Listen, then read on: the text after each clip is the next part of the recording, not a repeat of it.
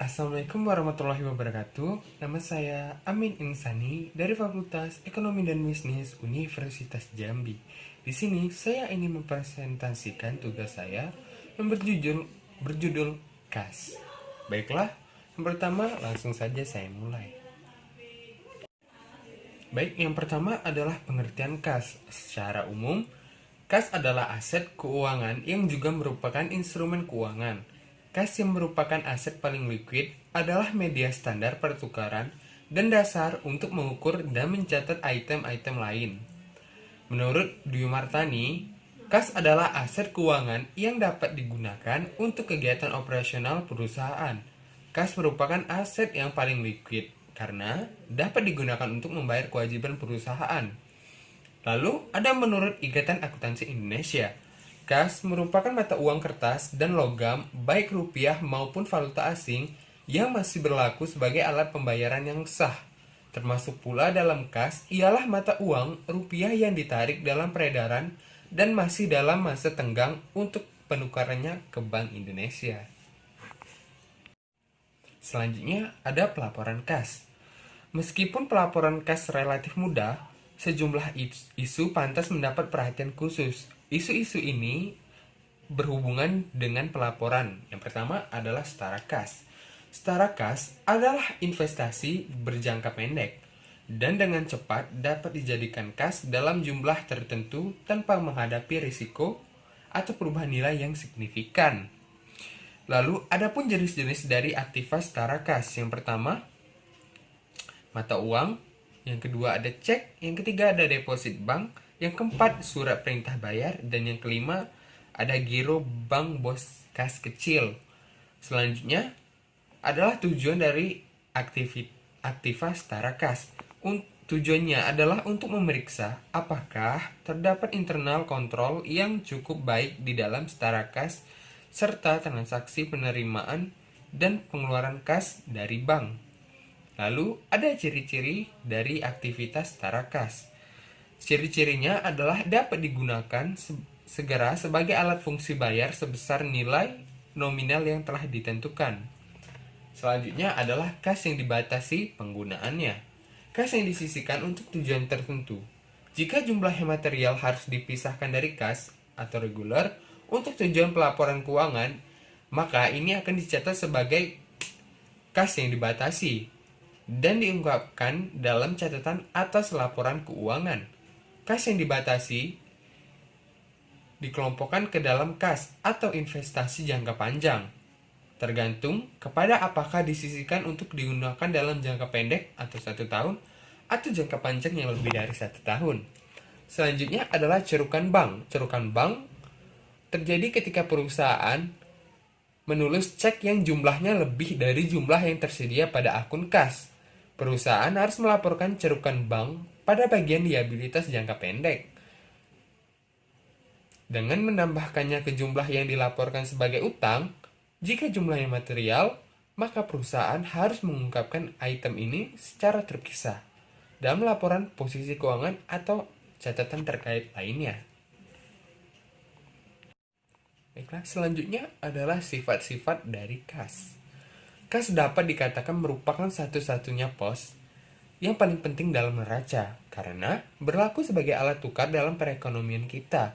Kas terlihat secara langsung atau tidak langsung dalam hampir semua transaksi usaha. Hal ini sesuai dengan sifat-sifat kas, yaitu yang pertama, kas terlalu terlibat dalam hampir semua transaksi perusahaan.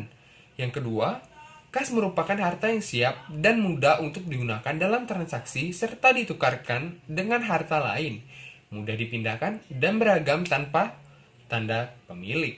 Yang ketiga, jumlah uang kas yang dimiliki oleh perusahaan harus dijaga sedemikian rupa sehingga tidak terlalu banyak dan tidak kekurangan. Selanjutnya adalah pengendalian kas. Pengendalian kas ada dua, yaitu yang pertama adalah pengendalian untuk penerimaan kas. Terdiri dari semua penerimaan kas harus segera dicatat. Yang kedua, hendaknya semua penerimaan kas pada hari itu juga harus disetor kepada bank. Yang ketiga, adanya pemisahan fungsi antara petugas yang menangani penerimaan kas dilakukan dengan mesin kas register. Lalu yang kedua, ada pengendalian untuk pengeluaran kas. Bagian pertama, semua pengeluaran kas harus dilakukan dengan menggunakan cek, kecuali pengeluaran yang jumlahnya kecil, yang tidak efisien jika dilakukan menggunakan cek, dapat dilakukan dengan menggunakan dana kas kecil. Yang kedua, cek harus ditandatangani minimal 2 orang pejabat. Yang ketiga, cek yang batal digunakan atau salah tulis harus diasir dengan rapi. Yang keempat, hendaknya diberikan cap lunas untuk bukti dan cek yang sudah dikeluarkan. Lalu selanjutnya ada rekonsiliasi bank. Apabila setiap penerimaan uang disetor ke bank dan setiap pengeluaran uang menggunakan cek, maka rekening kas akan dapat dibandingkan dengan laporan bank. Biasanya laporan bank diterima bulanan dan akan direkonsiliasi dengan catatan kas dan catatan bank. Selain itu, rekonsiliasi juga berguna untuk mengetahui penerimaan atau pengeluaran yang sudah terjadi di bank, tetapi belum dicatat oleh perusahaan. Rekonsiliasi laporan bank sebaiknya dibuat oleh pegawai yang tidak mempunyai kepentingan terhadap kas, agar penyusunan rekonsiliasi bank ini dapat digunakan untuk mengecek catatan-catatan kas dan bank. Lalu ada pula hal-hal yang menimbulkan perbedaan dapat digolongkan sebagai berikut. Elemen-elemen yang oleh perusahaan sudah dicatat sebagai penerimaan tetapi belum dicatat oleh bank. Lalu, elemen-elemen yang sudah dicatat sebagai penerimaan oleh bank tetapi belum dicatat oleh perusahaan. Yang ketiga, elemen-elemen yang sudah dicatat oleh perusahaan sebagai pengeluaran tetapi bank belum mencatatnya. Yang terakhir, elemen-elemen yang sudah dicatat oleh bank sebagai pengeluaran tetapi belum dicatat oleh perusahaan. Lalu selanjutnya adalah kas kecil. Dana kas kecil adalah uang kas yang disediakan untuk membayar pengeluaran-pengeluaran yang jumlahnya relatif kecil dan tidak ekonomis bila dibayarkan dengan cek. Dana kas kecil ada 2 metode yang dapat digunakan, yaitu yang pertama ada sistem impress dan yang kedua metode fluktuasi. Yang pertama kita bahas sistem impress. Sistem impress, di dalam sistem ini jumlah dalam rekening kas kecil selalu tetap, yaitu sebesar cek yang diserahkan kepada kasir kas kecil untuk membentuk dana kas kecil. Oleh kasir kas kecil, cek tadi diuangkan ke bank dan uangnya digunakan untuk membayar pengeluaran kecil. Lalu ada metode fluktuasi. Dalam metode ini, pembentukan dana kas kecil dilakukan dengan cara sama seperti dalam metode sistem impress. Perbedaannya hanya dengan sistem impress adalah dalam metode fluktuasi, saldo rekening kas kecil tidak tetap, tetapi berfluktuasi sesuai dengan jumlah pengisian kembali dan pengeluaran dari kas kecil. Selanjutnya adalah manfaat dari kas kecil. Yang pertama, mempermudah akuntan perusahaan dalam pencatatan keuangan perusahaan. Biasanya seorang akuntan perusahaan memiliki beban yang cukup berat karena bertugas untuk membuat laporan keuangan setiap bulannya. Ia harus memiliki tingkat ketelitian yang tinggi dan juga sisi analisis yang kuat untuk mendapatkan laporan keuangan yang tepat dan akurat. Adanya kas kecil tentu saja akan sangat membantu seseorang akuntan dalam pencatatan keuangan. Nantinya, ia hanya menyatukan data-data pengeluaran dari setiap divisi di perusahaannya. Lalu yang kedua, bisa digunakan untuk meningkatkan pelayanan perusahaan. Di dalam dunia bisnis, rapat di kantor atau di sebuah tempat makan merupakan hal yang biasa. Apalagi jika kamu berada pada divisi yang sering berkaitan dengan pihak eksternal. Perusahaan seperti misalnya di divisi event. Tentu saja kamu perlu menyiapkan dana untuk menyediakan makanan yang layak demi meningkatkan pelayanan perusahaan di mata orang-orang yang bekerja sama dengan perusahaanmu.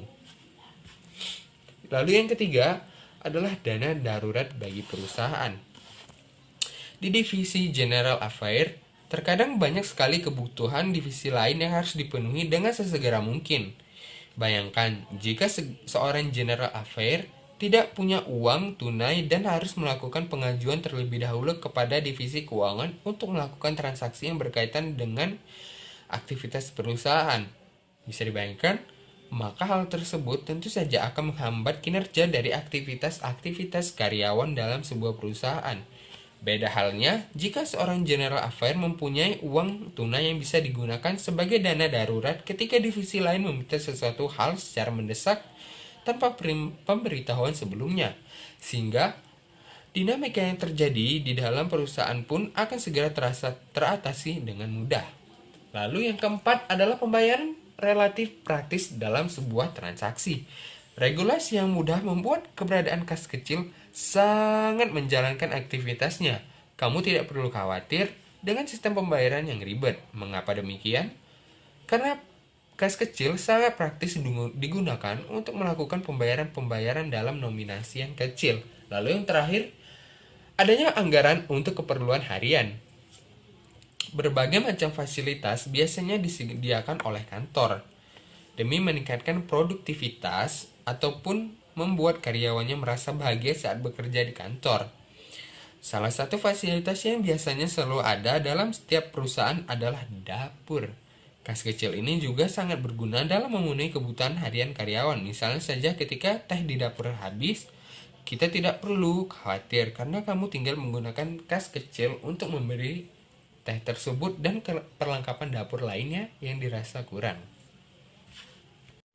Baiklah, saya rasa cukup untuk materi kas kali ini. Saya mohon maaf jika saya kurang maksimal dalam menyampaikan materi ini dan sulit diterima oleh teman-teman semua. Baiklah, saya akhiri. Wabillahi taufiq wal hidayah. Wassalamualaikum warahmatullahi wabarakatuh.